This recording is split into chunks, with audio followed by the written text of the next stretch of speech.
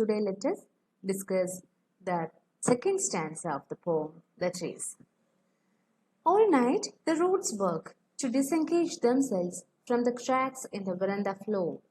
The leaves strain toward the glass, small twigs stiff with exertion, long cramped boughs shuffling under the roof like newly discharged patients half-dazed, moving to the clinic doors. Again, start ചെയ്യുന്നത് നൈറ്റിലാണ്. All night the roots work to disengage themselves from the cracks in the veranda floor. So, first of all, we are doing the literal meaning. അപ്പം നമുക്കറിയാം the trees have decided to join the forest. അപ്പം അതിനുള്ള ശ്രമങ്ങൾ start ചെയ്യുവാണ്. All that night, ആ night മുഴുവൻ, the roots work to disengage themselves, to get themselves separated from the floor.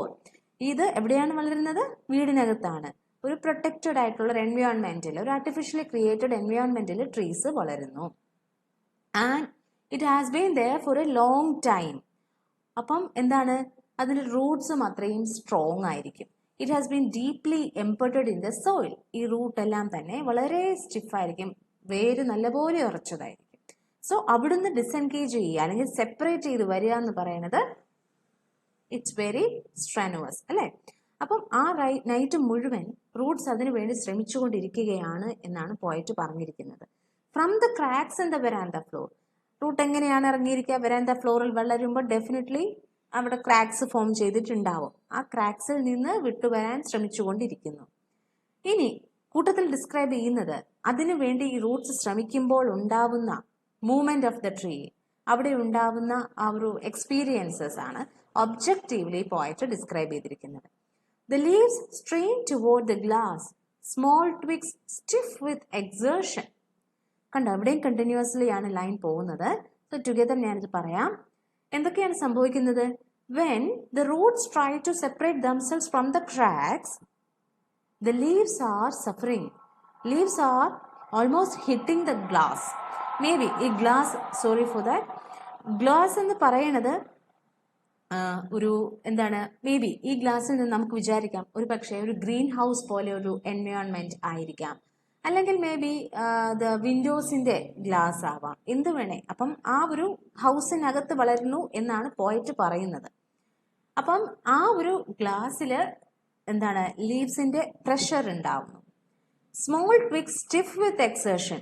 V know that when we force something, when we put pressure on something, it become very stiff അല്ലെ, very rigid ആവും. നമ്മളിങ്ങനെ pressure കൊടുക്കുമ്പോൾ വളരെ rigid ആവുകയാണ് ചെയ്യുന്നത്.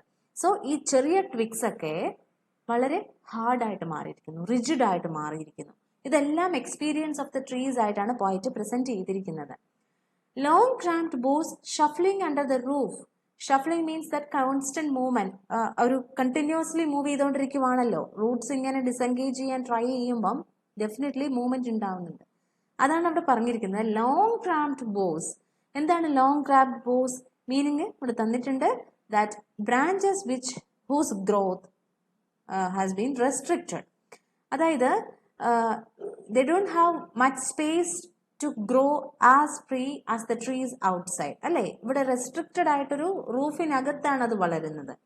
May be because of that ഇത് bend ആയിട്ടുണ്ടാവാം.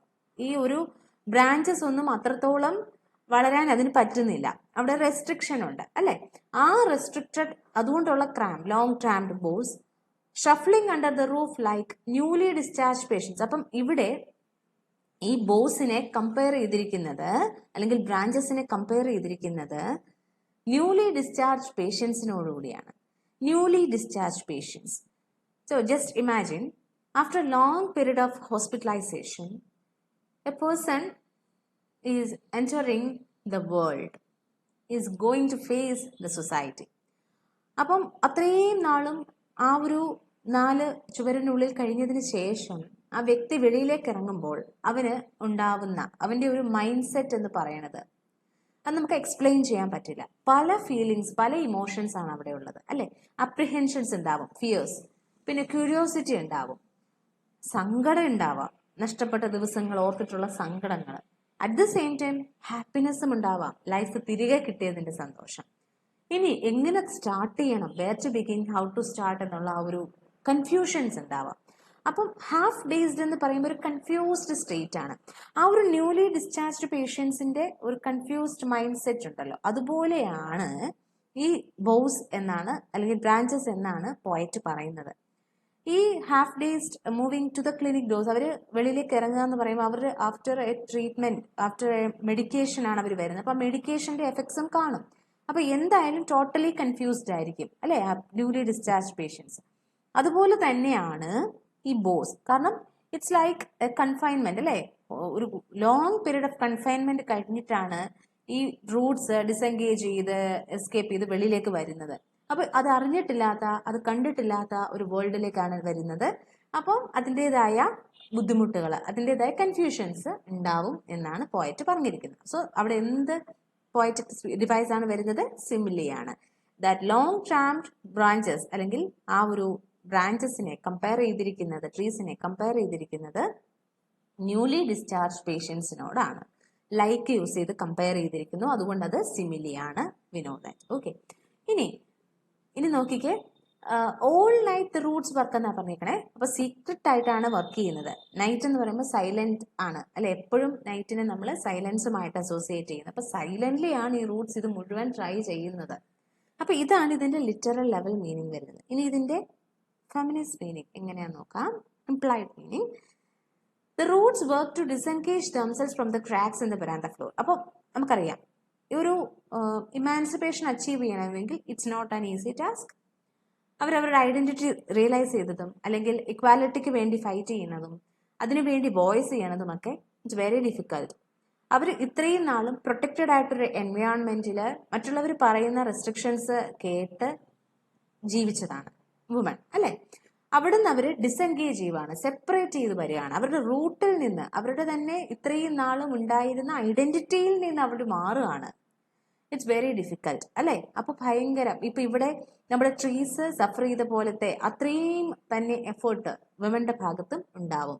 ഇവിടെ എന്തൊക്കെയാണോ ഷഫ്ലിംഗ് നടക്കുന്നത്, എന്തൊക്കെയാണോ കൺഫ്യൂഷൻസ് ഉണ്ടാവുന്നത്, ആ കൺഫ്യൂഷൻസ് ഒക്കെ തന്നെ വുമണിനും ഉണ്ടാവും അല്ലെ.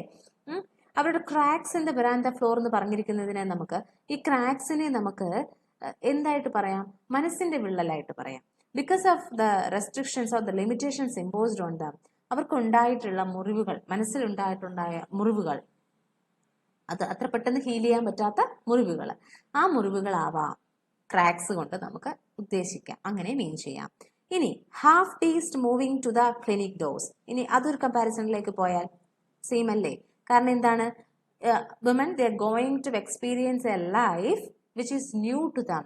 അവർക്ക് അതൊന്നും അറിയില്ല, ആ ലൈഫ് എന്താണെന്ന് അറിയില്ല, എങ്ങനെയായിരിക്കും എന്നുള്ള ക്യൂരിയോസിറ്റി കാണും, ഇത് അച്ചീവ് ചെയ്യാൻ പറ്റിയതിന്റെ ഹാപ്പിനെസ് കാണും, പിന്നെ ഇത്രയും നാളും ഉണ്ടായിരുന്ന ഐഡന്റിറ്റി മാറി വേറൊരാളാവുന്നതിന്റെ ബുദ്ധിമുട്ടുകൾ കാണും, പിന്നെ ഭയം കാണും. What is next, how to face all these things and so many problems might be waiting dum.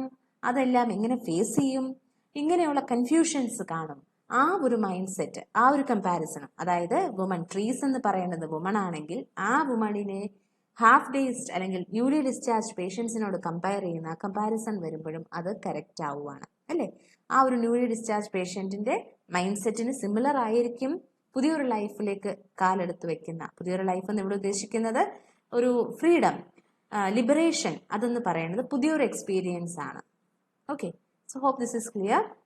ഇനി ഈ ഒരു സ്റ്റാൻസയിൽ യൂസ് ചെയ്തിരിക്കുന്ന പോയറ്റിക് ഡിവൈസസ് നോക്കാം. ഡെഫിനറ്റ്ലി പെർസോണിഫിക്കേഷൻ ഉണ്ട്.